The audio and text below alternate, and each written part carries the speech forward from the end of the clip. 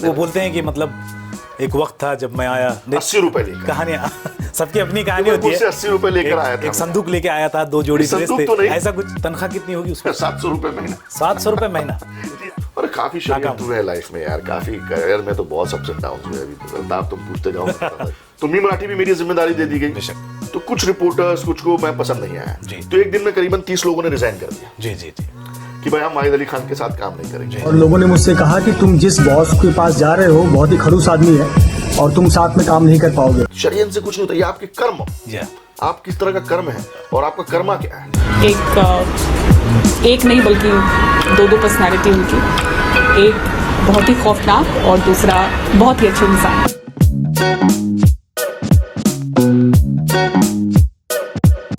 आदाब, नमस्कार, मैं हूं अल्ताफ और आप देख रहे हैं दी अल्ताफ शो। दोस्तों, आज मेरे साथ एक ऐसी शख्सियत है, हालांकि वो तारुफ की मोहताज तो नहीं है, लेकिन उनकी जिंदगी काबिल मिसाल है। पत्रकारिता से उन्होंने अपने करियर की शुरुआत की, आज एंटरप्रेनर हैं, लोगों के लिए मिसाल बन गए हैं और उनका जो सफर है जिंदगी का, वो आज के दौर में कईयों के लिए प्रेरणा साबित होगा। आज मेरे साथ हैं जनाब वाहिद अली खान साहब।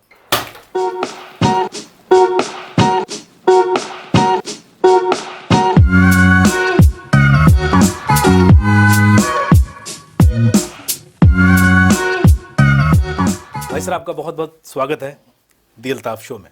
थैंक यू अल्ताफ, मैं एहसानमंद हूँ आपका कि आपने मुझे इस शो के काबिल समझा। हाँ, मैं एहसानमंद हूँ आपका कि आपने मुझे आपका इंटरव्यू करने के काबिल बनाया। ये वो शख्सियत है जहाँ से मैंने अपने पत्रकारिता की शुरुआत की थी और हालांकि उससे दिलचस्प सफ़र रहा है वाहिद अली खान साहब का। आज हम वो सारी बातें जानेंगे और ये समझने की कोशिश करेंगे कि कामयाबी क्या होती है और कैसे वो हासिल होती है। इतनी आसान नहीं होती है, उसके लिए बहुत कुछ करना पड़ता है, वो जानेंगे वाहिद सर के साथ। वाहिद सर, मैं आपसे पूछना चाहूँगा कि आज जिस मकाम पर आप हैं, इस बारे में आपने सोचा था यही आपकी मंजिल है या मंजिलें और भी अभी बाकी हैं जो हासिल होना अभी बाकी है? अल्ताफ, जहाँ तक मंजिलों की बात है तो मंजिलें तभी आपको दिखाई देती हैं जब आपके रास्ते अच्छे हों। मैंने हमेशा यकीन किया है अपने खुदा पर, अपने माँ बाप की दुआओं पर, और जब मैं सफ़र के लिए निकला तो मैंने पीछे मुड़कर देखना बंद कर दिया। काफ़ी साल हो गए, 20 साल से ज़्यादा का अरसा हो गया, अभी भी चल रहा हूँ और इंशाअल्लाह ताला अगर अल्लाह ने कुव्वत दी तो आगे भी चलता रहूँगा। आमीन। सिर्फ मेरी माँ का साया मेरे सर पर बना रहे, बेशक, और आप जैसे दोस्त रहें, आप जैसे मीडिया कर्मी और जो जनता की सेवा करने वाले लोग हैं, वैसे अगर दोस्त मेरे साथ रहें तो मुझे नहीं लगता कि कोई भी मंजिल मुझे रोक सकती है। मेरी ख्वाहिशें बढ़ती जाएंगी हमेशा। मंजिल अभी बाकी है, लेकिन जब मंजिल की शुरुआत की थी आपने तो इतनी आसान नहीं थी। नहीं, कभी सोचा भी नहीं था कि मैं मीडिया में आऊँगा जी। मैंने अपना सफ़र शुरू किया था एक प्रोडक्शन असिस्टेंट मैनेजर की तरह जी। एक सीरियल चलता था गुलगुलशन गुलफाम डीडी पे जी। तो उनके प्रोड्यूसर प्रेम किशन और मेरे डैडी क्लासमेट थे स्कूल में और कॉलेज काफ़ी अर्से तक पढ़े। तो उनका एक सीरियल शुरू हो रहा था जुनून, जो डीडी पर दिखाई दे रहा था। तो मुझे पढ़ाई लिखाई का बिल्कुल शौक नहीं था, मैं शुरू से ही कुछ क्रिएटिव करना चाहता था। मैं उस समय हालांकि स्कूल में था, लेकिन मुझे जैसे ही पता चला कि जूनियर अंकल यानी कि प्रेम किशन सीरियल शुरू कर रहे हैं तो मैंने फटाफट डैडी से बोला कि डैडी मुझे अब पढ़ाई नहीं करनी और मुझे जूनियर अंकल के साथ ज्वाइन करना है। उनकी कंपनी है सिनी विस्टा, काफ़ी बड़े सीरियल्स उन्होंने बनाए। डैडी ने प्रेम किशन जी से बात की। प्रेम किशन जी को मैं बचपन से ही अच्छा लगता था क्योंकि मैं तेज़ और तर्रार था, लुक भी अच्छे थे, दिखने में बड़ा क्यूट सा, बड़े बड़े बाल, शक्ल खुदा ने अच्छी दी थी और दी है, जिसका मुझे गुरूर तो नहीं लेकिन अल्लाह का शुक्र अदा करता हूँ। ज़बान अच्छी दी थी, आवाज़ अच्छी दी थी, तो मुझे उन्होंने बिना कुछ सोचे समझे रख लिया। आप यकीन नहीं करेंगे मेरा पहला काम क्या था। उस समय मोबाइल फ़ोन्स नहीं हुआ करते थे और हालांकि वो प्रोडक्शन हाउस था तो वहाँ पे 24 घंटे काम चलता था। तो मेरा पहला काम था टेलीफोन ऑपरेटर का। मैं जब 6 बजे रिसेप्शनिस्ट चली जाती थी तो 6 से लेकर शाम को 10 बजे तक मैं टेलीफोन अटेंड करता था और लोगों के मैसेज लिखता था और उनको दिया करता किसने था। क्या क्या, किसकी एंट्री, किस डायरेक्टर का फ़ोन आया, किस प्रोडक्शन वाले का फ़ोन आया, किस स्टार का फ़ोन आया, किसके लिए आया, क्योंकि मोबाइल फ़ोन तो थे नहीं उस वक्त। राइट। तो जो टेलीफोन था उसने मेरी ज़िंदगी काफ़ी बदली। टेलीफोन ने, बिल्कुल, क्योंकि टेलीफोन एक ऐसा जरिया था उस समय कि आपको लोगों तक बात पहुंचानी थी और लोगों की बातें आपको आनी थी। ठीक है। तो वो जो कश्मकश, वो जो दौर था, वो बहुत ही अच्छा था। मुझे बहुत कुछ सीखने को मिला उस रिसेप्शनिस्ट की टेबल में बैठकर। तो आज जिस मंजिल पर आप पहुंचे हैं उसकी बुनियाद वहां रखी बिल्कुल, गई। क्योंकि कम्युनिकेशन, जी, किस तरह का कम्युनिकेशन होना चाहिए। आप यहाँ एक बार फोन लगाते हैं, उसको लगा के नहीं लगता तो भूल जाते हैं, लेकिन मेरी ये आदत पड़ गई कि अगर एक बार लगाते उसने नहीं उठाया तो मैं 4 बार लगाऊंगा। क्यों नहीं उठा रहा है फोन, मैं भूलूंगा नहीं उसको। right. या किसी का फोन आ रहा है, देखिए कम्युनिकेशन आज बहुत इंपॉर्टेंट चीज है, एक दूसरे को जोड़कर रखती है। अगर आपने फोन किया तो हो सकता है कि वो बहुत जरूरी फोन हो। Right. कोई किसी को टाइम पास के लिए फोन नहीं करता है, कोई किसी से पैसे मांगने के लिए फोन करता है या पैसे देने के लिए फोन करता है, हालांकि देने वाले कम होते हैं। लेकिन ये जो प्रोडक्शन हाउस है, इसका अगर हार्ट आप बोलें तो ये कम्युनिकेशन है, किसी भी प्रोडक्शन हाउस का। और उस हार्ट को मैं संभाल रहा था। मेरे लिए एक बहुत चैलेंजिंग जॉब था जो मैंने किया। तनख्वाह कितनी होगी उसमें? 700 रुपए महीना। 700 रुपए महीना? ये जी हाँ, किस साल का? क्योंकि मैं रहता भी वहीं पे था, खाना भी स्टाफ का खाता था, कपड़े भी खुद धोता था। जबलपुर में मेरी माँ थी और मेरे डैड बॉम्बे के थे, लेकिन मेरा ददियाल से कभी जमा नहीं। मैं हमेशा से, मैंने कहा कि मैं बहुत गुस्से वाला था और बहुत शॉर्ट टेम्पर्ड आदमी था, और अभी भी हूँ अगर नाजायज़ कुछ होता है तो। लेकिन ददियाल से नहीं जमा तो इसलिए बस जबलपुर से अपने माँ बाप के यहाँ से आ गया और यहाँ पे प्रोडक्शन हाउस में रहने लगा और काम करने वो लगा। बोलते हैं कि मतलब एक वक्त था जब मैं आया, 80 रुपए लेकर, कहानियां सबकी अपनी कहानी होती है। जबलपुर से 80 रुपए लेकर आया था। एक संदूक लेके आया था, 2 जोड़ी ड्रेस संदूक थे, तो नहीं, ऐसा कुछ। लेकिन हाँ, क्योंकि ददियाल यहाँ पे था तो थोड़ा सपोर्ट कभी ना कभी मिल जाता था। लेकिन 80 रुपए मेरे जेब में थे जब मैं मुंबई आया था। उस समय बॉम्बे था, और काफ़ी कुछ लोगों ने मुझे यहाँ पे सिखाया, समझाया। मैं बहुत लकी था अल्ताफ जी। जब मैं गिरता था तो संभालने वाले दोस्त थे मेरे। मैंने हमेशा से खुदा से, भगवान से यही चाहा है कि मुझे अच्छे दोस्त मिले, कम मिले लेकिन अच्छे मिले। ऐसा नहीं कि मेरी ज़िंदगी में उतार चढ़ाव नहीं आया, बहुत आया। एक समय ऐसा आ गया था कि मुझे चिकन पॉक्स हो गया था और मेरी उम्र थी सिर्फ 17 साल। और जब आप जानते हैं कि मैं ऑफिस में रह रहा हूँ तो चिकन पॉक्स का पेशेंट कैसे रह सकता है ऑफिस के अंदर, तो मुझे कस्तूरबा में एडमिट कराया गया। घर वाले थे? नहीं, कोई नहीं था, अकेले थे? अकेला था। और कस्तूरबा में बेड नहीं था तो मुझे ज़मीन पर सुलाया गया। दिखने में बड़ा प्यारा था, तो एक सिस्टर को मुझ पर तरस आया कि ये लड़का यहाँ क्या कर रहा है। तो उसने मुझे इधर उधर से बातें करके एक बेड तक पहुँचाया और बड़ी सेवा की मेरी। और जब डॉक्टर आती थी, लेडी डॉक्टर, तो मतलब वो देखती थी, यार कि तुम इतने खूबसूरत हो, तुम यहाँ क्या कर रहे हो, तुम अपने घर पे जाओ, तुम्हें ज़रूरत नहीं है, तुम्हें देखने वाला कोई नहीं है यहाँ पर। लेकिन मैंने हिम्मत नहीं हारी। मैं वड़ा पाव खाता था, समोसा पाव खाता था, कभी कभी भूखा रहता था।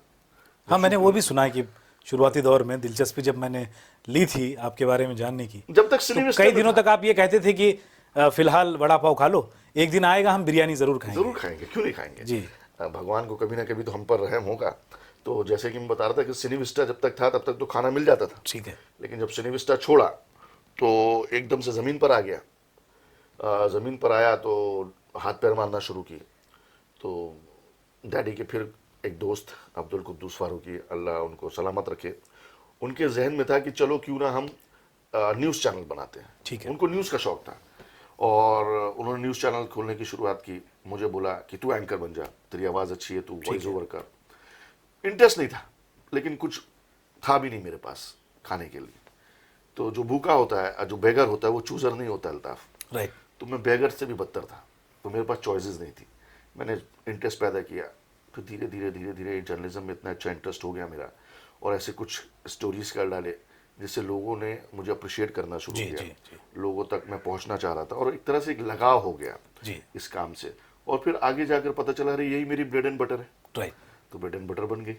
तो अल्लाह से, भगवान से जो भी मांगा उन्होंने आपके सामने ला के रख दिया। जिंदगी चल पड़ी। जिस तरह आपने बताया कि बहुत सारी खबरें की आपने अच्छी, तो एक उस वक्त तहलका ने बहुत तहलका मचाया था और उस तहलका का पूरा काम आप संभालते थे। तो शुरुआती दौर था, पहला चैनल था, हम ऐसा बोल सकते हैं। तहलका.com था और एक तहलका समाचार था। हाँ, आपका तहलका था, मुंबई तहलका समाचार जो मुंबई में चलता था। हमने बहुत गहराई तक जाके स्टोरीज कवर, क्राइम की आपकी पकड़ बहुत ज्यादा थी, बहुत ज्यादा कवर। हाँ, पकड़ हो गई धीरे। यहाँ पे जितने भी illegal bars, illegal brothels, illegal clubs, वहाँ पर पुलिस के साथ जाके रेड मारना, उनको अरेस्ट करवाना, उनके ओनर्स को अरेस्ट करवाना, वो धीरे धीरे एक मेरे लिए एक प्रेरणा बनता गया कि मतलब किस तरह की गंदगी इस मुंबई के अंदर है और उस गंदगी को कैसे आप साफ कर सकते हैं।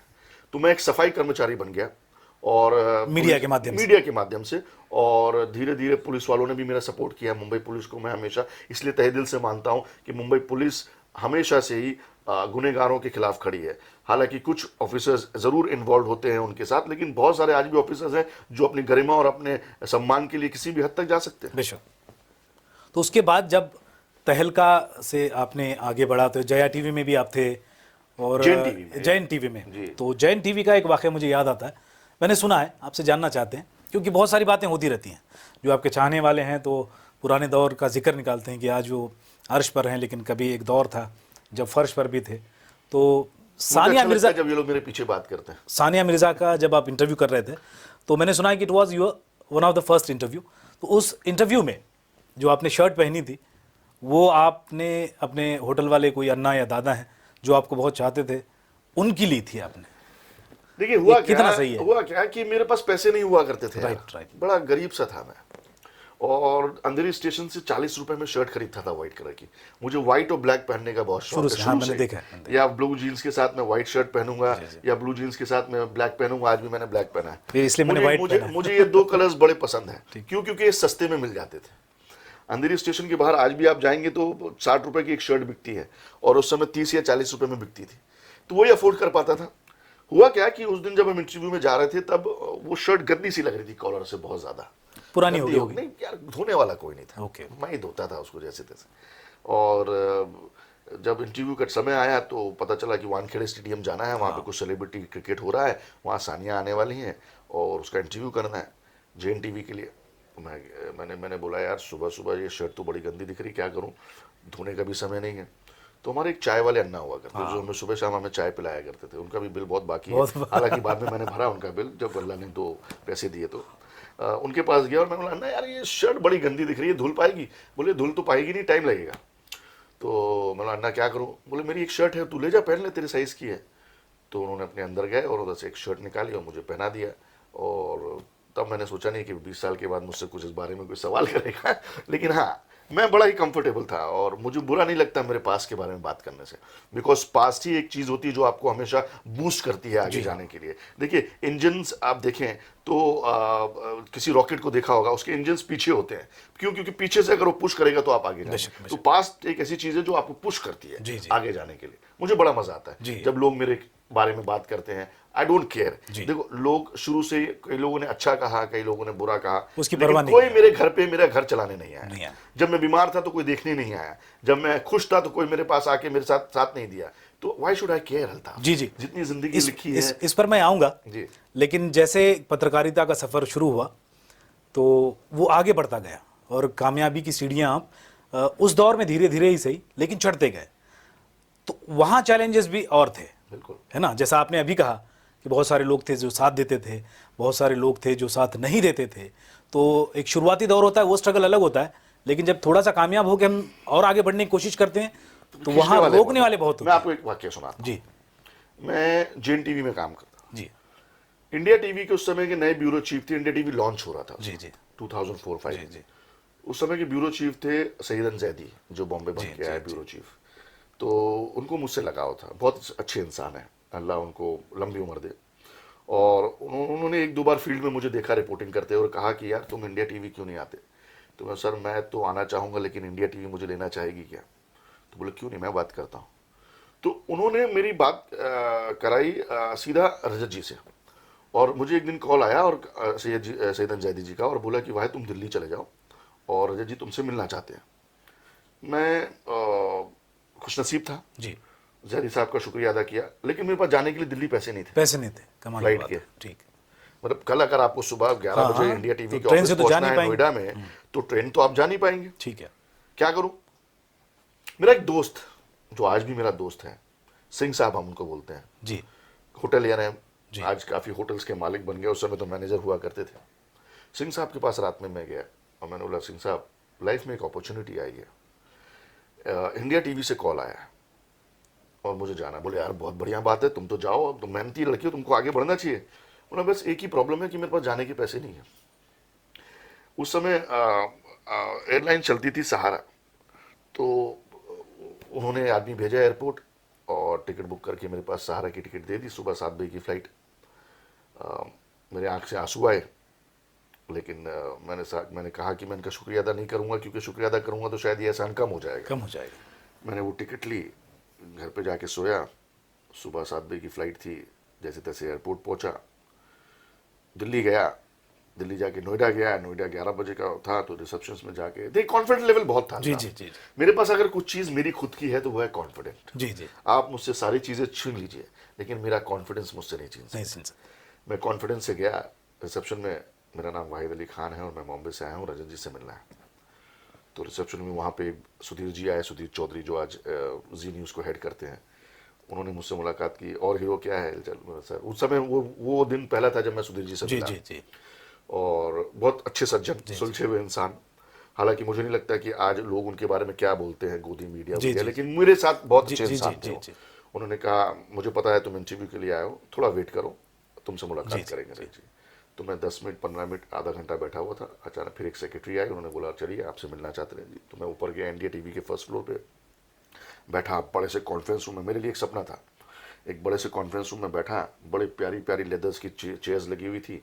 एक डोर से मैंने एंट्री की, वहाँ पे एक डोर और था, मैं बैठा। तो 5 मिनट बैठने के बाद अचानक से एक दरवाज़ा खुला और मैंने देखा कि रजत शर्मा जी मेरे सामने खड़े हैं। मैंने उनको नमस्कार किया, मैंने उनके पैर छुए। अब आप बोलेंगे कि पैर क्यों छुए, तो मेरी एक आदत है कि मैं जिसको सम्मान देता हूँ मैं पैर छूता हूँ, हमेशा से, नो मैटर वो कैसे भी रहे। और मैं रजत जी को बचपन से ही उनकी आपकी अदालत देख कर बड़ा हूँ। तो जब मैं जर्नलिज्म में आया तो जर्नलिज्म करने के 4-5 साल के बाद उनसे मिला, यानी कि मैं आज की बात और वो सब देखता रहा उनका, और मेरे लिए बड़े सम्मानित व्यक्ति हैं आज भी वो। तो मैंने उनके पैर छुए, अरे बैठो बैठो। उन्होंने मुझे ठीक सामने वाली कुर्सी पे बैठाई, बोले वाहिद क्या करोगे हमारे लिए। मैंने सर जैसा आप कहेंगे, जो आप कहेंगे वो मैं करूँगा जी। अच्छा, तो क्या आज की ताज़ा खबर बताओ, आज अगर मैं तुमको बोलूँ स्टोरी कवर करो तो क्या। तो मैं बड़ा सुबह सुबह न्यूज़पेपर पढ़ता था, मैंने फ्लाइट में भी न्यूज़पेपर पढ़ा। तो मैं सर बॉम्बे में आज, मुंबई में आज ये हुआ ये हुआ ये हुआ ये, होमवर्क करके आया हो। मैं सर होमवर्क तो पत्रकारिता का एक जरूरी हिस्सा है। तो बोले ठीक है, एक काम करो, मैं तुम्हें अपॉइंट करूँ उससे पहले तुम्हारी जानकारी के लिए एक बात बता देता हूँ। मैंने बोला बताइए सर। तो अब मैं आपके सवाल पर आ रहा हूँ। बोले तुम इतने हिट कैसे हो। हाँ, तुम यार उम्र में तो 19-20 साल के लग रहे हो, लेकिन तुम इतने सक्सेसफुल, इतने पॉपुलर कैसे हो। जी। मैं सर मैं पॉपुलर कैसे, पॉपुलर तो आप है, मैं तो एक छोटे चैनल में JN TV में काम करने वाला हूँ। नहीं, बोले जैसे ही तुमको मैंने परसों मैंने सैयदन को बोला कि कल वाहिद को बोल के इधर पे इंडिया TV में भेज दो, उस 24 घंटे में मेरे पास करीबन 60 मेल आ गए, और 60 मेल में से 55 मेल में लिखा है कि तुम अंडरवर्ल्ड के लिए पत्रकारिता करते हो, तुम्हारा दाऊद के साथ अच्छा है, तुम्हारा राजन के साथ अच्छा है, तुम्हारा रवि पुजारी के साथ अच्छा है, तुम्हारा हेमंत पुजारी के साथ अच्छा है, और उसमें से 5 मेल भी तुम्हारे फेवर में नहीं आए होंगे पूरी तरह से। जी। तो ज्यादातर अगेंस्ट में है, सब अगेंस्ट में, सब मतलब ये बंदे को नहीं लेना है। एक दोस्त को बोला कि मुझे इंडिया TV से कॉल आया, तो उस दोस्त ने बाकियों को बोला होगा, और इस तरह बात फैल गई और उन्होंने मेल लिखना शुरू कर दिया। बोले भाई मैं तुमको शायद नहीं मिलता, मैं HR वाले से मिलवा के तुमको रखवा सकता था, लेकिन मैं क्यों मिल रहा हूं, क्योंकि मैं जानना चाहता था उत्सुकता से कि ये लड़का है कौन। वो क्यूरियोसिटी आ गई उनकी कि जिसके आने से पहले 60 मेल आ गए कि ये अंडरवर्ल्ड का आदमी है। मतलब सर आई डोंट केयर, आप मुझे रखेंगे भी तो मैं भी अंडरवर्ल्ड का आदमी नहीं हूं, और नहीं रखेंगे तो भी मैं अंडरवर्ल्ड का। हाँ, ये जरूर है कि मेरी पत्रकारिता के लिए मुझे जहां तक जाना हो मैं जाता हूं। जी, तह तक उसकी आप हमेशा से गए हैं। यस। और लाइव इंडिया न्यूज चैनल पे हमने देखा था। यस। तो उतने में सुधीर जी आ गए, सुधीर जी ने भी आए और उन्होंने 2 मिनट बातचीत की और उन्होंने कहा कि चलो मुबारक हो, अब तुम जाओ बॉम्बे में, मुंबई में आराम से काम करो और इंडिया TV का नाम रोशन करो। जी। तो this is how I got India TV। Right. यानी लोगों ने गड्ढा खोदा और निकाला किसने, उसी परवरदिगार ने। हाँ। तो आप किसी के लिए गड्ढा खोदेंगे, तो आप खुद ही करेंगे। और मैं आपको बताऊं, मुझे पता चला बाद में किसने गड्ढा खोदा था। जी। लेकिन आज वो लोग निस्तो नाबूद है मीडिया से। मतलब आज वो कई नौकरी कर रहे हैं, साजिशों से आज PR की नौकरी कर किसी रहे की हैं। तकदीर नहीं होती या बड़ी नहीं होती, जितनी आपकी किस्मत में लिखा है और जिस वक्त लिखा है वो आपको मिलना है, मिलना है, ये तय है। और उसके लिए जरूरी है साथ में आपका कॉन्फिडेंस, जैसे कॉन्फिडेंस जरूरी होता है, और जो मेहनत नो मैटर व्हाट। आप गिरते हैं, संभलते हैं। देखिए रतन टाटा जी ने बहुत अच्छी बात कही कि आपकी लाइफ ECG रिपोर्ट की तरह होनी चाहिए, कि अप्स एंड डाउन। अगर एक सीधी लाइन हो तो आप मरे हुए घोषित कर दिए जाते हैं। जी। तो आपकी लाइफ में अप एंड डाउन काफी आते हो, मेरी लाइफ में बहुत आए, लेकिन मैंने कभी डरा नहीं, कभी मैंने अपने आप को छुपाया नहीं। एक समय ऐसा आ दिया था कि लोगों ने कहा कि इसको 302 लगा दो, इसने मर्डर करवाया है लोगों का। जी। आपको याद होगा तहलका के एक ओनर का मर्डर हुआ था, बोले ये वाहिद अली खान ने करवाया। उस समय अगर ऑफिसर चाहते तो मुझे लगा सकते थे 302 मेरे ऊपर, लेकिन वो जानते थे कि ये वाहिद नहीं है। राइट। कुछ डीसीपीज, कुछ एडिशनल सीपीज रात को आके मुझे, जब मैं डिटेन किया गया था, तो आके पुलिस स्टेशन में मिल के गए और बोले कि Wahid we know you are not a murderer और you not a supari giver. Right. मैंने जानामाज बिछाई, नमाज पढ़ा, और सुबह जब एमएन सिंह और तुम्हारे वर्सोवा पुलिस स्टेशन में आए, उन्होंने देखा, रे बोले तो वाहिद है। बोले हाँ सर, इसको हमने डिटेन किया इस केस के बारे में। बोले सवाल ही नहीं उठता ये लड़का ऐसा करे। Do you have any proof? बोले नो सर। उसके फैमिली वालों का कहना है। बोले फॉरगेट इट। हुआ? बोले जाने दो, ही वाज अ कमिश्नर, जाने दो Wahid, don't leave the city. I said sir I won't leave the city, I am here. 14 दिन के बाद जी देशमुख साहब जो कि चंदन चौकी में बैठते थे, जी, अल्लाह उनको लंबी उम्र दे, साफ 14 दिन के अंदर उन्होंने सारे आरोपियों को अरेस्ट किया और सबको लाइफ लगी। जी। बात दूध की दूध, पानी की पानी। जी। अगर पुलिस चाहती तो मेरा नाम 302 में डाल के मेरे पूरे करियर को तबाह कर सकती। सही है। लेकिन वो जानते थे कि वाहिद ने नहीं किया। राइट। उस समय खुदा मेरे साथ था। जी बिल्कुल, हमेशा गड्ढा खोदने बड़ी वालों बड़ी ने बहुत मुसीबतें किया। आती गई, लेकिन उस मुसीबतों से आप निकलते गए और बहुत कुछ सीखते भी गए।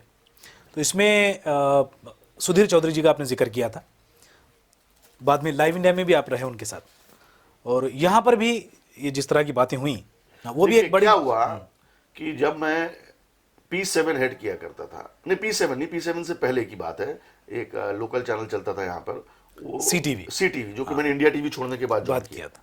लोग बोल रहे थे पागल हो गया, इंडिया टीवी छोड़ के CTV ज्वाइन कर रहा है। मैंने बोला यार जहां ले चले बहाव चलो, ठीक है, भाव के खिलाफ मत चलो। नहीं चलो। तो इंडिया टीवी में कुछ बातें ऐसी हो गई जो मुझे इंडिया टीवी छोड़ना पड़ा, और सस्टेन करने के लिए मुझे CTV ज्वाइन करना पड़ा। CTV को मैंने बड़ा किया जी। उतने में क्या हुआ कि इंडिया टीवी छोड़ के सुधीर चौधरी जी चले गए लाइव इंडिया। लाइव इंडिया का उस वक्त नाम होता था जनमत चैनल जी। तो जनमत को रिवैम्प करके ये लोगों ने लाइव इंडिया किया जी। तो सुधीर जी का मुझे एक दिन फोन आया, बोले बरखुरदार क्या कर रहा है? बोला कुछ नहीं सर, बस मीडिया में ही हूँ। तो बोले मैंने लाइव इंडिया रिवैम्प किया है, तू मेरे साथ आएगा? बोला of course, it's a pleasure sir आपके साथ काम करना। तो that's how I join live India. Live India join करने के बाद उनका एक और चैनल चलता था मी मराठी, जिसमें मराठी में न्यूज आती थी। ठीक है। मैं बड़ा स्ट्रिक्ट था, मुझे नो नॉनसेंस पसंद है, मैं किसी के कंधे पे हाथ नहीं रखता हूँ, ना चाहता हूँ कि कोई मेरे कंधे पे हाथ। राइट। काम है तो काम है। तो मी मराठी भी मेरी जिम्मेदारी दे दी गई। बेशक। तो कुछ रिपोर्टर्स, कुछ को मैं पसंद नहीं आया जी। तो एक दिन में करीबन 30 लोगों ने रिजाइन कर दिया जी कि भाई हम वाहिद अली खान के साथ काम नहीं करेंगे। जी। सुधीर जी का फोन आया, बोले भाई ये क्या यार, इतने लोगों ने रिजाइन कर दिया, अभी कैसे चलेगा? मैं सर मैं अपने आप से कॉम्प्रोमाइज नहीं कर सकता, मैं अपने काम से कॉम्प्रोमाइज नहीं कर सकता। आप सिंपल सी एक बात बताइए कि आपको मुझ पर भरोसा है या नहीं? मार्कंड अधिकारी जी ने बुलाया कैबिन में, वाहिद ये क्या है, इतने लोगों ने, आपको भरोसा है कि नहीं? अगर नहीं है तो मैं रिजाइन करता हूं, आप ये 30 लोगों को वापस बुला लीजिए, अगर है तो मुझे मेरी तरह से चलाने दीजिए जी। उन्होंने बोला जा, तेरे को जो करना है, मार्कंड भाई तो ऐसे ही है, तो मूडी इंसान है और बहुत अच्छे इंसान है। बोले नहीं, तेरे को जो करने का तू कर, I have a confidence in you. मैं ऊपर से उतरा, 7 माले से नीचे उतरा, फोन किया मैंने, उसी दिन शाम को 70 लोग खड़े कर दिए, अच्छे लोग, अच्छे चैनल्स से लोग। जहां इन 30 लोगों को पता चला कि बाहर से लोग आने लगे, इनमें से 25 तो शाम तक माफी मांगने आ गए मेरे पास। 5 लोग जो हेकड़ी में थे उनको मैंने मना लिया। तो ये जो मेरे खिलाफ एक षड्यंत्र था, इसको मैंने फेल किया। सारे षड्यंत्र और काफी षड्यंत्र हुए हैं लाइफ में यार, काफी करियर में तो बहुत अप्स एंड डाउन्स हुए। अभी अल्ताफ तुम पूछते जाओ, मैं बताता जाऊं। वही दौर था जिस दौर में मैं आपसे जुड़ा। मुझे याद है 2007 का आखिरी वो साल था, और जब मैंने फ़ोन किया था और मैं जा रहा था मुंबई से, आपको बता दूं मैं काफ़ी शाम टीवी में मैंने ट्राई किया, 2-3 चैनलों में ट्राई किया, हाजी अली पे मैं बैठा हुआ था, मायूस था, और एक फ़ोन लगाया मेरे पास, एक मेरे दोस्त ने नंबर दिया था, ये वाहिद अली खान साहब हैं, इनसे बात करो। मैंने फ़ोन किया, ये बोले कि कहाँ से आया और क्या करना चाहता है? 2 सवाल, ज़्यादा कुछ नहीं। मैं बोला पत्रकारिता करना चाहता हूँ और आपके साथ काम करना चाहता हूँ, सीखना चाहता हूँ। तो वो बुलाया, 7 दिन बाद मैं आपके पास आया था सर। लगातार 7 दिन आता रहा, लेकिन मसरूफ़ है, तो 7वें दिन मेरी मुलाकात हुई थी आपसे, और इंटरव्यू भी इसी तरह से हुआ था। ज़्यादा आपने देखा कि कर क्या सकते हो, पढ़ा कितना है ना, ये सारी चीज़ें नहीं हुई थी। जैसे कि आपने भी बताया कि प्रैक्टिकल चीज़ें जो हैं बहुत मायने रखती हैं। और मेरे अलावा और भी ऐसे लोग हैं, मैं दिखाना चाहूँगा कि जो वाहिद सर के साथ काम किए और जिन्होंने कुछ मोहब्बत में आपके लिए भेजा है? मेरे ख्याल में वाहिद सर खुद भी जानते हैं कि हम उनको पीछे में हिटलर बुलाया करते थे। तो ऐसी कई कहानियां हैं उनकी, और वो ऐसी कहानी है कि जो हमको जोड़े भी रखती है। वाहिद भाई ने मुझे बहुत मौका दिया और मेरे जैसे तमाम लोगों को मौका दिया। हाँ, मैं अपने आप को खुशनसीब समझता हूँ कि वाहिद भाई का जो पत्रकारिता का शुरुआत था, जो पहला चैनल था मेरे हिसाब से मुंबई में तहलका टीवी न्यूज़, उसका मैं न्यूज़ एंकर था। वाहिद सर के बारे में कई बातें हैं बताने के लिए, लेकिन सबसे पहले मैं उनका शुक्रिया अदा करूंगा क्योंकि मुंबई में उन्होंने मुझे पहला ब्रेक दिया। यूँ कहें कि चैनल में एक रिपोर्टर के लिए चैनल में नौकरी मिलना बहुत बड़ी बात होती है, और उन्होंने मुझ पर भरोसा जताया और मुझे पहला ब्रेक दिया। वाहिद अली खान एक ऐसा नाम है मीडिया इंडस्ट्री में जिसको हमने फर्श से अर्श तक का सफ़र करते हुए देखा है। उस वक्त मेरे मीडिया करियर को ज़्यादा समय नहीं हुआ था, मैं नए मौके की तलाश में था। मैंने लाइव इंडिया न्यूज़ चैनल में एप्लीकेशन किया था और लोगों ने मुझसे कहा कि तुम जिस बॉस के पास जा रहे हो बहुत ही खड़ूस आदमी है और तुम साथ में काम नहीं कर पाओगे। लेकिन दूसरा साइड मुझे लगता है कि हाईलाइट करना बहुत ज़रूरी है। जो ये वीडियो देख रहे हैं और जिनको नहीं ये पता है, बहुत ही मददगार और वैसे इंसान है जिसके सामने अगर किसी ने अपनी ज़रूरत बता दी तो वाहिद सर अपनी कमी भी नहीं देखते थे और उनकी कमी, सामने वाले की कमी पूरी करने की पूरी कोशिश करते थे और पूरी की है उन्होंने। ये साक्षात मैंने देखा है अपने टाइम पे जिस वक्त तक मैंने उनके साथ काम किया है। उस साल की बात है, साल 2008-2009 की, जिसमें मंदी आई हुई थी और उस समय करियर बहुत ज़रूरी था, नौकरी बहुत ज़रूरी थी। तब मुझे मौका दिया और बहुत सारे बड़े कवरेज पर भेजा। 20-21 साल मेरी उम्र थी और उस उम्र के लड़के को नेशनल टेलीविज़न पर एक बड़ी खबरों पर मुझे अपॉर्चुनिटी मिली और आज उसी की बदौलत एक मेरी पहचान बनी। और फिर उसी चैनल के 1 साल बाद मुझे 3 अलग नेशनल चैनल से ऑफर आए। एज ए बॉस उनका न्यूज़ के प्रति जो नज़रिया था ना, काफ़ी कह सकते हैं कि कैसे खबरों को पकड़ा जाए, कैसे खबरों को उठाया जाए, उनकी परख उसके बारे में काफ़ी ज़्यादा थी। ये मेरा सौभाग्य रहा कि मैंने उनके साथ काम किया और आज वो जहाँ हैं वो सिर्फ़ और सिर्फ वो अपनी मेहनत की बदौलत हैं। तो मेरी वाहिद अली खान जी को बहुत बहुत शुभकामनाएं। ऐसी उनकी जो शख्सियत है, वो ऐसे लोग कम होते हैं, बड़े ही हिम्मती हैं, बड़े ही बोल्ड हैं, शुरू से बोल्ड थे और कुछ कर गुजरने की उनके अंदर भावना थी और वही आज दिख रहा है कि आज वो कुछ अच्छा कर रहे हैं और लोग उनके लिए दुआ करते हैं। उनसे हमें काफ़ी कुछ सीखने को मिला। हाँ, चूँकि थोड़े वो स्ट्रिक्ट ज़रूर थे, लेकिन as a boss, news channel के बॉस के हिसाब से वो काफ़ी अच्छे रहे। हाँ, वो ये ज़रूर महसूस कराते थे कि डांट के साथ साथ प्यार भी है। तो मेरे लिए ये है वाहिद सर, एक नहीं बल्कि 2 पर्सनालिटी उनकी, एक बहुत ही खौफनाक और दूसरा बहुत ही अच्छा इंसान। जैसे आपने बताया कि लोग जो है साथ भी होते हैं और नहीं भी होते हैं, लेकिन एक दौर ऐसा भी था, जय महाराष्ट्र की मैं बात कर रहा हूँ चैनल की, जिसमें वो तमाम लोग भी आपके साथ जुड़ गए जो एक दौर में मुझे आपके साथ नहीं थे।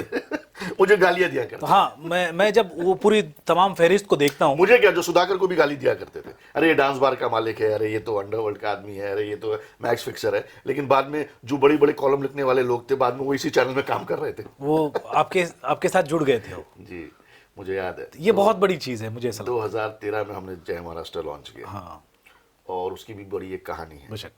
हमने लोगों को हमारे खिलाफ ट्वीट करते देखा, पेपरों में लिखते हुए देखा कि डांस बार का मालिक चैनल शुरू कर रहा है, क्या होगी पत्रकारिता। हमने इन सब चीज़ों को हटा दिया और जिस तरह की ग्रैंड लॉन्चिंग की वो पूरी दुनिया ने देखी। ऐसा कोई कैबिनेट मिनिस्टर नहीं था, ऐसा कोई बड़ा स्टार नहीं था बॉलीवुड का, ऐसा कोई बड़ा सोशल वर्कर नहीं था, ऐसा कोई बड़ा एनजीओ चलाने वाला आदमी नहीं था जो उस पार्टी में हमारे ओपनिंग में नहीं आया। राइट। आदमी का पास्ट है, प्रेजेंट। सुधाकर शेट्टी एक जमाने में दीपा चलाता था, आज वो यहाँ पे बिल्डर है, राइट, और उसने किसी का खाया नहीं खाया। राइट। देखिए, पत्थर उठाकर मारना बहुत आसान चीज है बॉस। आप किसी पर भी उठा लें, ये एक डेमोक्रेटिक कंट्री है, फ्रीडम ऑफ स्पीच है, तो आप किसी के भी बारे में कुछ भी बोल दें। इस पर टैक्स नहीं लगाया अभी तक सरकार ने। मुझे लगता है कि सबसे पहले जीएसटी से पहले जबान टैक्स होना चाहिए। अच्छा। तो बहुत सी चीजें कंट्रोल में आ जाएंगी। ठीक है। तो हमने लॉन्च किया, लोगों ने ट्वीट किया, लोगों ने हमारे खिलाफ बात करना शुरू की, हमने किसी को केयर नहीं किया, हमने आगे बढ़ना शुरू किया। मेरे 2 दोस्त, पुराने दोस्त काम आए। तुलसीदास भोईटे जो ईटीवी से मेरा दोस्त है, बहुत पुराना दोस्त है, मेरा जिगरी है जी रवि आम्बेकर, जी आईबीएन के टाइम हाँ। से, जन्म और आईबीएन से पहले भास्कर के टाइम से, और बहुत ही इंटेलेक्चुअल दोनों, बहुत ही पत्रकारिता की जगत में काफ़ी नाम कमाया। और लोग दोनों के पास में गया और मैं कहा कि यार मैं चैनल लॉन्च कर रहा हूँ, मुझे मराठी नहीं आती, हालांकि मराठी चैनल मैंने ज़रूर चलाया है, मराठी, लेकिन मराठी एंकरिंग मैं नहीं कर सकता, मैं इंटरव्यूज़ नहीं ले सकता, और आप लोग दोनों इस चीज़ में महारती हो, और आपका क्या कहना है मुझे बताओ। तो उन्होंने मुझे देखा, बोले भाई जी मुझे नहीं पता सुधाकर क्या करता है क्या नहीं करता। हाँ, we have never been with Sudhakar, और हमने उसके बारे में जानते भी नहीं है। आपके बारे में हम जरूर जानते हैं, आप हमारे भाई हो, दोस्त हो, हम चैनल में जरूर आएंगे। और वो दोनों आए, उन्होंने चैनल का इनपुट और आउटपुट संभाला जी। बाद में मंदार आया मन से, मंदार ने चैनल को कंट्रोल किया, चैनल अच्छा चल रहा था, टीआरपी अच्छी चल रही। उसके बाद जब मैं दूसरे कामों में बिजी रहने लगा था, कि मैंने कहा ना कि मैं एक जगह थम के नहीं रह सकता था, मुझे आगे जाना है। जय महाराष्ट्र के बाद मुझे बाकी कुछ भी देखना है, ठीक, मुझे पर्सनल देखना है कि मैं अपने लिए क्या करूं। अब तो हो गया पत्रकारिता, पत्रकारिता से आपका घर चल सकता है, लेकिन आपका भविष्य सिक्योर नहीं हो सकता था। जी जी बिल्कुल। कुछ दोस्त कुछ आए कॉन्टैक्ट्स में, जिन्होंने मुझे लाइन बताई, जिन्होंने मुझे काम बताया, फिर मैं उस लाइन पर निकला, और मैंने जय महाराष्ट्र का जो कारोबार है, मैंने पुराने दोस्त जो कैल्विन जोशुआ जी हेड किया करता था, उसको मैंने दे दिया, और फिर वहाँ से वो काफिला चलता रहा। वो खुद अकेले किसी मंजिल की तरफ निकल पड़े, हम कहीं और अपनी मंजिल की तरफ निकल पड़े। वक्त बोलता है, और जब वक्त बदलता है तो लोगों की राय भी बदलती है। इस किस्से से हम वही सीखते हैं। अब जैसे आपने कहा कि मैं एक जगह थमता नहीं और बहुत कुछ अलग अलग करता हूँ, और आज कर रहे हैं आप, एक मिसाल हैं, एंटरप्रेन्योर हैं, और कारोबार में भी आपने एक बहुत कामयाबी हासिल की है। तो ये दौर जिस तरह आपने बताया कि कुछ दोस्त मिले मुझे, एक बदलाव वाला दौर था। इंसान की पहचान किससे होती है? इंसान की पहचान इस दौर में आपकी संगत से होती है। आप किसके साथ उठते बैठते हैं, आपका सर्कल क्या है, आप किस तरह के दोस्तों को रखते हैं। आपके खिलाफ कोई भी आंख उठाने से पहले आपके बैकग्राउंड को जानना चाहेगा जी। और बैकग्राउंड के आपके दोस्त होते हैं जी। मैं खुशनसीब था कि मुझे दोस्त बड़े अच्छे मिले, कम मिले लेकिन अच्छे मिले। सुधाकर शेट्टी जैसा दोस्त मेरा था, जो हमेशा मेरे बुरे वक्त में मेरा साथ दिया। नवीन शेट्टी मेरा एक दोस्त था, जो आज बीसीसीआई में काफ़ी अच्छे ओहदे पे है, उन्होंने मेरा साथ दिया। और मैं नाम लेना चाहूँगा सुधीर चौधरी जी का, जिन्होंने मेरे दोस्त, मेरे बड़े भाई की तरह मुझे हमेशा रखा। और ज़्यादा दोस्त नहीं थे मेरे, कैल्विन भी अच्छा दोस्त था, मंदार परब भी अच्छा दोस्त था, लेकिन ये सब दोस्त थे, अब नहीं, क्योंकि ये अपनी ज़िंदगी में खुद बिजी हो चुके हैं। ज़िंदगी में मैं सबको एक ही बात कहूँगा कि हर एक से दोस्ती रखिए। कीचड़ के पानी से भी कभी कभी आग बुझाया जा सकता है, तो उससे भी बैर मत रखिए। हर चीज़ नहीं तो 20 साल के बाद आपके सामने आएगी। जिस तरह का बोएंगे आज, आप 20 साल के बाद काटेंगे।